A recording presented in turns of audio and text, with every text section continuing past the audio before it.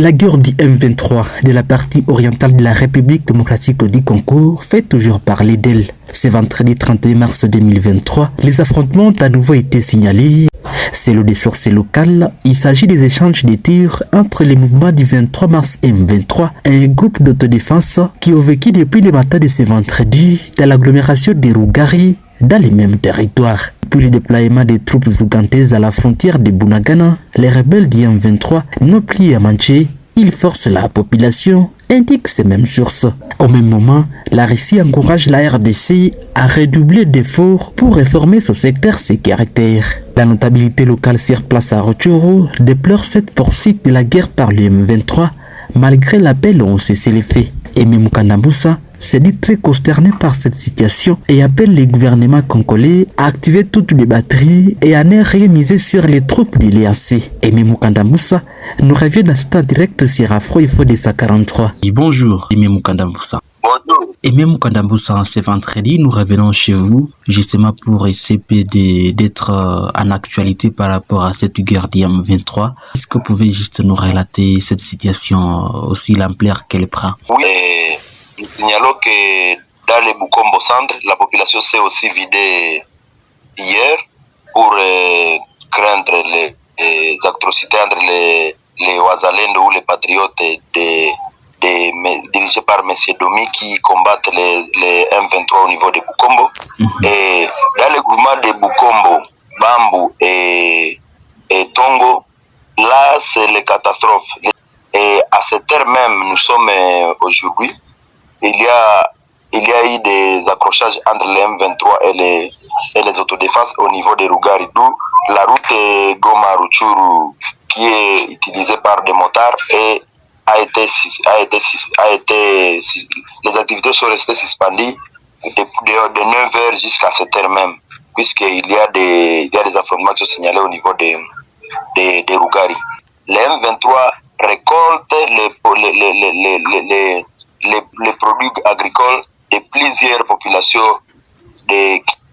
C'est comme si leur source de financement. Et aujourd'hui, on veut nous amener les militaires ougandais dans le cadre de l'EAC. Si c'est pour combattre les M23, c'est remis. Mais ils ne veulent pas combattre. Alors ils viennent faire quoi? C'est là que la population se pose des milliers de questions et la surmilitarisation qui ne rassure rien.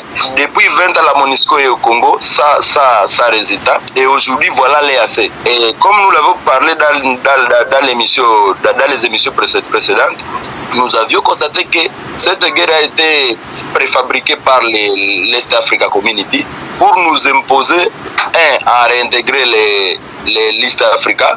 Et de deux, il y a des agendas cachés entre ces dirigeants africains qui veulent nous imposer des faux M23. Puisque souvent nous avions crié que parmi les M23, dans nos alertes précédentes, nous avions alerté que les M23 étaient composés de militaires de l'apparence rwandaise, apparence ougandaise et même des Burundais étaient parmi. Mais aujourd'hui, pour nous fermer les yeux, pour nous cacher, pour nous voiler les yeux, on nous amène encore là où les AC vont quitter, les M23 vont quitter, on y impose les M23. Ça, c'est déshabiller ces pôles pour habiller ces gens. Comment se peut-il que ces militaires-là vont venir? Quel est le rôle des FARDC? Pour nous rassurer l'intégrité territoriale, les EAC devraient venir, mais les FARDC devraient être aussi présents dans les zones pour protéger nos frontières. Alors, Aimé Mukanda Mbusa, les textes disent que normalement, dès l'entrée de ces contingents ougandais sur le sol congolais via Bunagana, les M23 devaient se retirer de Bunagana vers les zones, leurs entités initiales, mais chose qui n'a pas été faite. Vous pensez que qu'est-ce qui serait derrière tout ça? Voilà, c'est ce que nous avions toujours déploré. Ces gens blaguent avec la paix.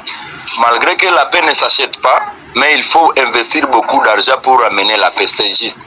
Mais avec les jeux que jouent les l'East Africa Community, ça ne rassure pas les Congolais du probable retour de la paix. Ça ne rassure rien. Pour dire, avec le nouveau ministre de la Défense, M. Jean-Pierre Bemba, et son homologue et l'autre Mboussa Nyamwisi qui viennent d'intégrer le gouvernement, nous saluons d'abord ça, puisque ce sont des gens qui savent bien comment jouer avec ces terroristes rwandais. Puisque à l'époque d'hier, c'est Mboussa Nyamwisi qui barrait route. C'est Jean-Pierre Bemba qui barrait route au niveau du Grand Nord. Et nous savons que comme Bemba est devenu aujourd'hui ministre de la Défense, nous voulons expérimenter son expérience et nous savons qu'avec lui, tout va bien se jouer et nous comptons beaucoup sur le gouvernement Samalokon de 3 qui vient d'être investi et nous savons que les choses vont marcher bien. Mais dire que l'EAC va nous ramener la paix, ça c'est non. Je peux dire aux Congolais de ne pas attendre quoi que ce soit à cette East Africa Community. Et d'ailleurs, nous devrions commencer des marches pacifiques pour pousser à notre gouvernement, pour pousser à notre président Félix Tshisekedi à quitter l'EAC le plus vite possible. Voilà, merci beaucoup Aimé Mukanda Moussa pour votre analyse. Oui, nous y reviendrons le soir. Madame ici, c'était là Aimé Mukanda Moussa, l'un des notables à territoire des Rutshuru, lui qui est revenu sur cette guerre du M23 qui continue à faire couler beaucoup d'encre et de salive. Madame ici, merci de liker et partager nos vidéos. Surtout, n'oubliez pas de nous laisser votre commentaire. Je suis Richard Maliro Kakoulé pour Afro Info 243.